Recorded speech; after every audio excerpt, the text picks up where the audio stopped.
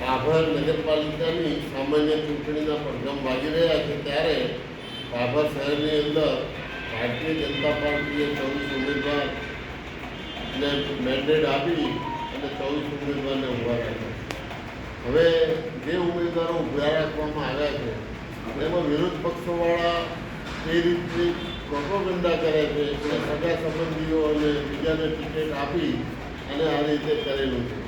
હું તમને ખાતરી આપું છું કે કોઈ પણ આ વખતે જેને ટિકિટ આપવામાં આવી છે એ નિષ્પક્ષી અને પાર્ટીના કાર્યકર, નિષ્ઠાવાન કાર્યકર અને નગરજનોમાં પણ એની પોતાની ઇમેજ અને આબરૂ હોય એવા ઉમેદવારોને ટિકિટ આપવામાં આવી છે.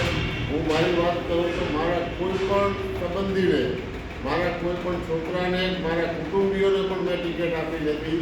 કારણ કે અમારા કુટુંબના જણા છેલ્લા 2-3 ટર્મથી નગરપાલિકામાં હતા એટલે અમે પણ એવો વિચાર્યો કે હવે બીજાને આપણે ચાન્સ આપો.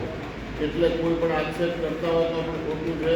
બાકી તો નગરના વિકાસમાં તો આપ સૌ જાણો છો કે ભાભરનો જે વિકાસ થયો છે એ વિકાસ આટલી નગરપાલિકામાં બાજુમાં તમે જોયા હો કઈ પરિસ્થિતિ છે.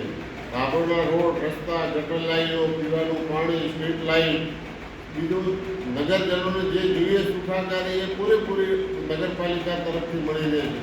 બાકી તો જેટલી સુવિધાઓ મળે એટલી વધારે સુવિધાઓ લેવાની દરેકને ઈચ્છા હોય અને એ પણ સમય આવે બધી જે કંઈ બાકી રહેતી વિકાસના કામો પૂર્ણ થઈ જશે. સીસીટીવી કેમેરા હોય કે પછી ગટર લાઈનો કે ઉભરાતી હોય તો એના માટેની પણ કામગીરી ચાલુ છે. માટે કોઈ પણ વિરોધ પક્ષના લોકો ખોટી અવગણના કરી અને પ્રોપોગન્ડા કરે તેવું આ નગરજનો કોઈ એમના મગજમાં લે નહીં અને એને લેતા પણ નથી. કારણ કે દર વખતે આ રીતના પ્રોપોગન્ડા ખોટા કરે છે અને એ પ્રોપોગન્ડાથી નગરજનો બધા ટેવાયેલા. માટે જે કોઈ આવી વાતો કરતા હોય એનાથી ન પ્રેરાય અને ભાભર નગરની 24 સીટો ભારતીય જનતા પાર્ટીની આવશે એમાં કોઈ બિનબેગ નથી એવી હું આ તબક્કે પૂરી ખાતરી આપું.